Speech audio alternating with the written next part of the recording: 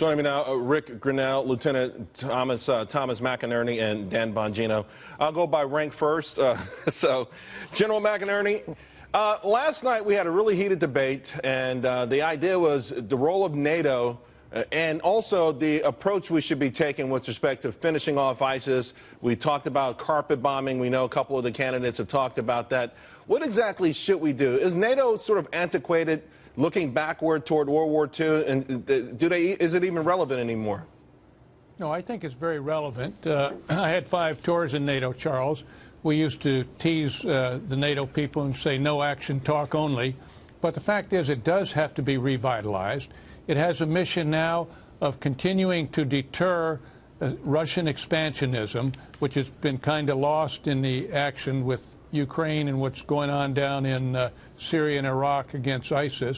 And it also now has a much more difficult threat of the hijra, the jihad by immigration by all these Muslim immigrants that are coming in there. So they now have an internal problem that is inside their borders that they have to design a strategy for, as well as out-of-area context of taking down, of helping to take the caliphate down. Well, I mean, if it's about Russia, you know, you have Russia with Georgia, Crimea, Ukraine, the recent actions in Syria.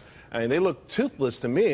You know, Dan, you know, if that used to be their mission, they failed on that, and they certainly aren't stepping up to the plate with respect to their new mission.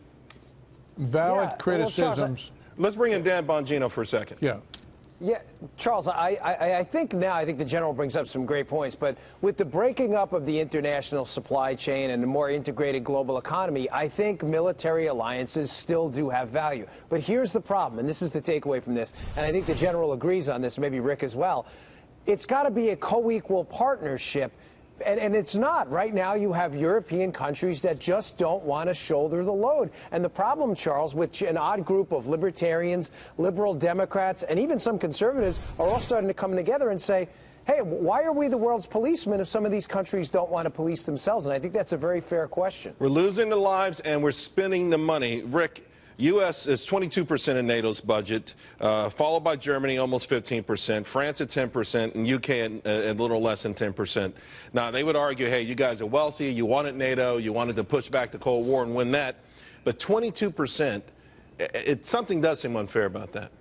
Yeah, look, but you can't blame NATO, and I don't think you can blame the UN. These are multilateral organizations. If you don't like the way the group is working, someone's got to step up and be a leader. What I have seen... But if we put in the most money and we always lose the most people in these conflicts, why aren't we stepping up? Well, it's always a problem of U.S. leadership. I would say that NATO and the UN both do not work unless the U.S. leads them, because they are just a bunch of countries that come together. You can't just blame this entity that's a group. If you don't like what's going on, someone has to step up and be the leader. So I would say the reason why we're having this debate about NATO right now, the reason why it is failing as opposed to the General's 5 terms before, is because we don't have U.S. leadership. If you don't have U.S. leadership, then the whole place is not going to function, whether it's the UN or NATO. All right, guys, let's leave it there. Thanks.